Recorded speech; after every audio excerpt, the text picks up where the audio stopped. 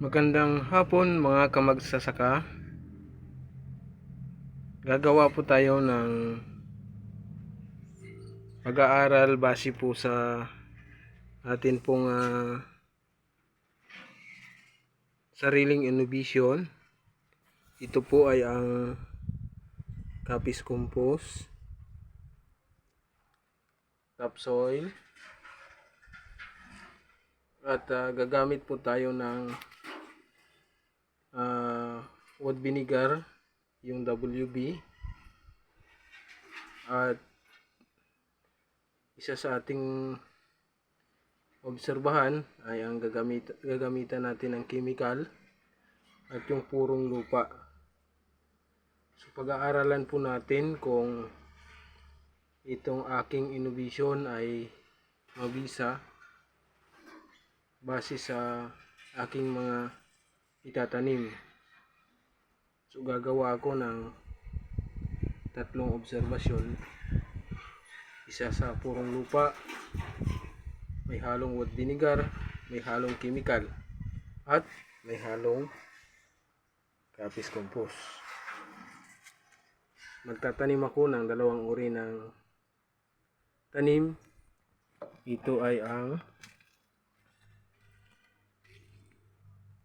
upo o battle gourd, pamilya ng cucurbits, at tatry po ko pong itanim itong halos mamamatay na talong na pamilya naman ng solanaceous. So kaya siguro ito ang napili ko dahil ang titingnan ko base sa aking obserbasyon kung sino sa kanilang tatlo ang may mabilis na makapagpa-recover o makapagbalik ng sigla ng halos mamamatay na napunlang talong.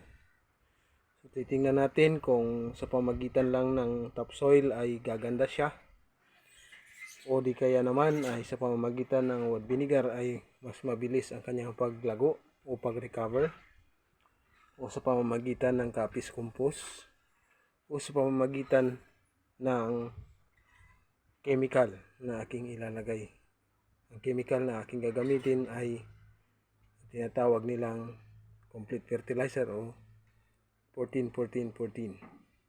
So yan po mga kamagsasaka ang atin pong obserbahan para makitaan po natin ng potensyal kung talagang mabisa ang aking sariling inobasyon.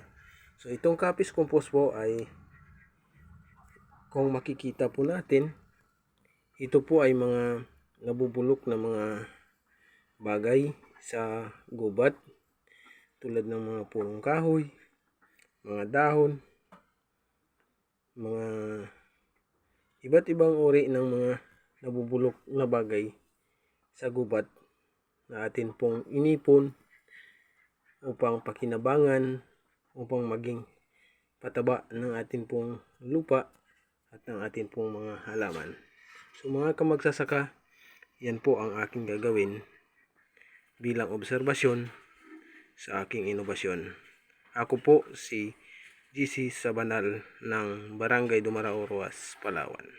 Isang magsasakang siyentista ng DEETI. Maraming salamat at magandang araw mga kamagsasaka.